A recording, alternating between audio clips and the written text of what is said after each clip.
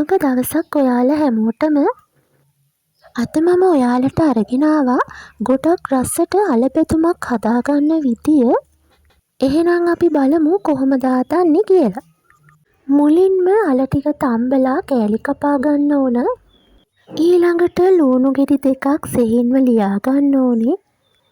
ඊළඟට අමු මිරිස් කරල් 5ක් පමණ අරගෙන වෙන් නොවනසේ දෙකට මැදින් කපා ගන්න ඕනේ.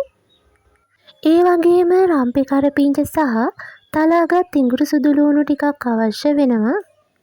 ඊළඟට සිහින්ව ලියාගත් උම්බල කඩ ටිකක් අවශ්‍ය වෙනවා. ඒ වගේම ලුණු තේ හැඳි එකක්, එනසල් කරල් 3ක් පමණ, කුරුඳු පොතු ටිකක්, කෑලි මිරිස් තේ හැඳි 2ක් පමණ, මිරිස් කුඩු තේ හැඳි 1ක් පමණ, කහ කුඩු තේ හැඳි භාගයක් පමණ. ඊළඟට පොල් තෙල් මේස හැඳි 5ක් පමණ අවශ්‍ය වෙනවා. මුලින්ම භාජනයක් ලිපේ තියලා තෙල් ටිකක් එකතු කරගන්නවා. තෙල් ටික රත් වීගෙන එනකොට ඉඟුරු සුදු ලුණු ටික එකතු කරගන්නවා. ඉඟුරු සුදු ලුණු ටික රන්වන් පාටට බැදීගෙන එනකොට ලුණු ටික එකතු කරගන්නවා. ඊළඟට ලුණු ටික තෙලෙන් තැම්බෙනකන් මේ ආකාරයට ටික වෙලාවක් කවලම් කරගන්නවා. දැන් මම මේකට එනසල් ටික එකතු කරගන්නවා. ඊළඟට කුරුඳු පොතු ටිකත් එකතු කරගන්නවා. ඊළඟට රම්පි කරපිංච ටිකත් එකතු කරගෙන කවලම් කරගන්නවා.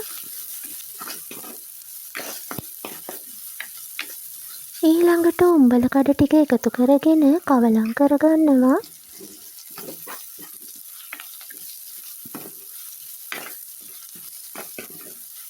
දැන් මම කෑලි මිරිස් සහ මිරිස් කුඩු ටික එකතු කරගන්නවා. ඊළඟට ලිපේ ගින්දර හොඳටම අඩු කරගෙන මේ විදියට කවලම් කරගන්න ඕනේ. ලිපේ ගින්දර වැඩි වුණොත් නඩිය අල්ලලා මිරිස් ටික පිච්චෙන්න පුළුවන්. දැන් මම අමු මිරිස් කරල් ටික එකතු කරගෙන කවලම් කරගන්නවා. අමු මිරිස් කරල් ටික තැම්බෙනකන් මේ විදියට ටික වෙලාවක් කවලම් කරගන්න ඕනේ.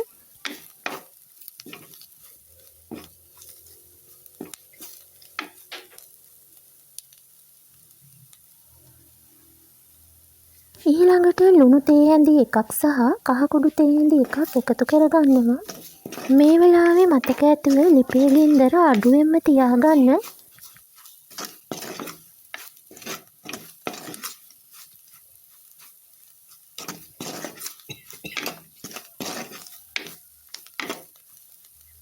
දැන් මම අල ටික එකතු කරගන්නවා.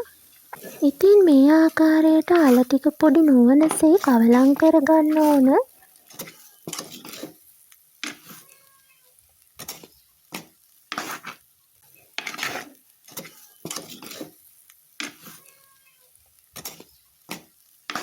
ඉතින් දැන් මම අල බෙදුම හදලා අවසන්. ඉතින් මේ අල බෙදුම හරිම රසයි, ඒ වගේම හරිම සුවඳයි.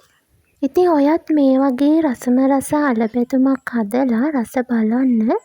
එහෙමනම් තවත් අලුත් වීඩියෝ එකකින් නැවත හමු වෙමු.